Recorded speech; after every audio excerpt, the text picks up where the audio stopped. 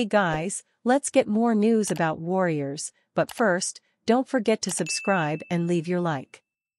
On the Warriors' usage of double gaps to punish the Thunder's double teams on Steph Curry.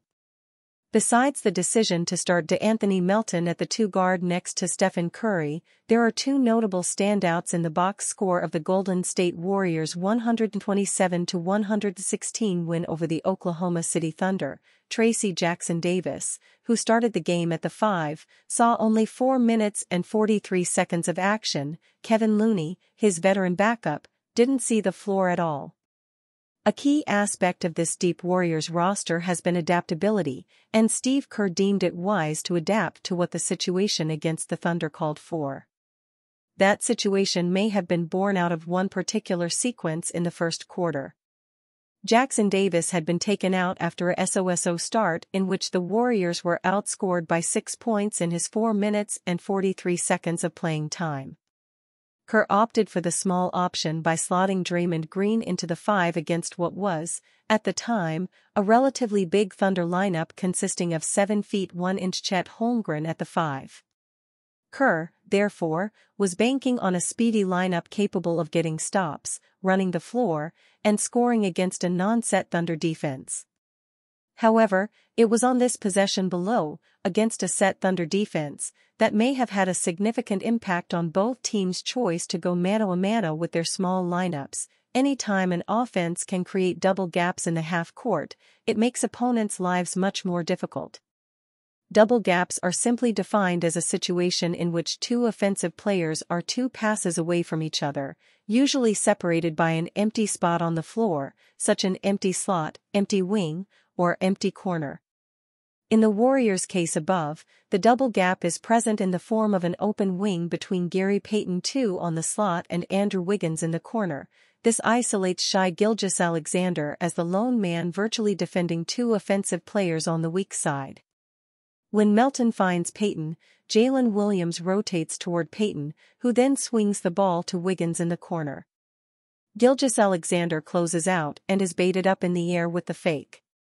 Wiggins decides to attack the closeout and challenge Holmgren, second among qualified players in terms of opponent field goal percentage at the rim, 41.5%, with Victor Wembanyama, 35.7%, the only one besting him.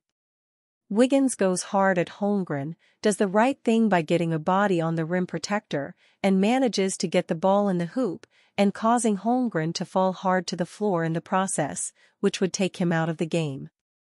With no Isaiah Hartenstein, the Thunder's center depth was decimated, forcing them to fight small with small, which wasn't a bad idea at all, given the balance of offensive firepower coupled with defensive versatility they could throw out with their core of guards and wings that have a height range of 6 feet 3 inches to 6 feet 6 inches. They could space the floor and continuously pound opponents with their drive and kick game, fueled by the shot creation punch provided by Gilgeous-Alexander and Williams, all while being able to keep opponents' half-court offense flat and contained with help from the likes of Luguentz Dort and Alex Caruso, with the ability to switch near endlessly. Warriors primed for what should be go time after winning road trip. 4 days after posting a statement win against the defending champion Celtics in Boston, the Warriors completed a feat even more significant, a statement road trip, which happens to be sprinkled with fortuitous timing. Their 127-116 win over the Thunder on Sunday in Oklahoma City concluded a fabulous 10 days that signaled to the NBA that the Warriors are cold-eyed serious about flying high. They don't care to merely challenge the league's elite. They're aiming to join it. They left the Bay Area on November 1 for their most imposing early season trip, facing the solid Houston Rockets and the lowly Washington Wizards before staring 3 legitimate title contenders in the defending champion Celtics, the unbeaten Cleveland Cavaliers and the 8-1 Thunder. Winning 3 of 5 would have been a good trip. Winning all 5 would have been enough for the Warriors to float home without boarding a jet. Their 4-1 mark, even with an ugly loss to the Cavaliers, is validation. Hell of a trip, Coach Steve Kerr told reporters at Paycom Center. Great way to start the season out, winning 8 of our first 10, including a couple road wins against 2 of the best teams in the league. I feel like our team is in a good place. But this is just the beginning of a long season. We've got to keep working. The Warriors realize they are nowhere near perfect, with one blemish being a befuddling tendency to trick off big leads. It resurfaced again when a 30-point lead in the final seconds of the third quarter dwindled to 6 with 4:46 remaining. Stephen Curry assured victory and rocked the Thunder to sleep by blasting them with 8 of his game-high 36 points inside the final 3:23, including a dagger 3 ball that put the lead at 10 with 1:13 remaining. "Those 2 nights are good for us to look at what we're doing wrong to give up leads," Kerr said. On the other hand, it's the modern NBA. No lead is safe. It just feels like this is the modern NBA. But we did have turnovers in both games that allowed both Houston and OKC to get back in the game, and that's probably where we can clean some things up. The Warriors did enough to move into a virtual tie with OKC and the Phoenix Suns, all with 8-2 records, for first place in the Western Conference. The Warriors were in second place when they left town 10 days ago, but they hadn't been tested.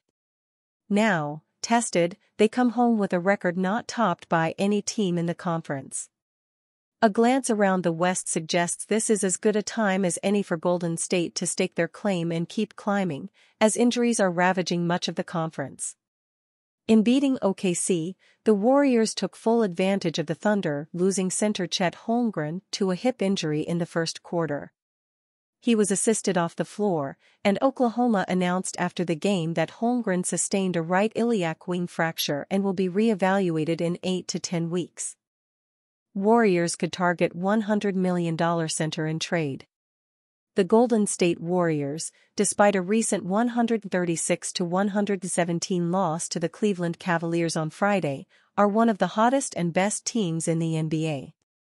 Steve Kerr has implemented a 12-man rotation, utilizing the Warriors' depth, but there are concerns that such a strategy might not be sustainable. With the Warriors looking to go on a playoff run with Stephen Curry, recent reports suggest that they will make a splash in free agency, adding a high-level player while sacrificing some of their depth.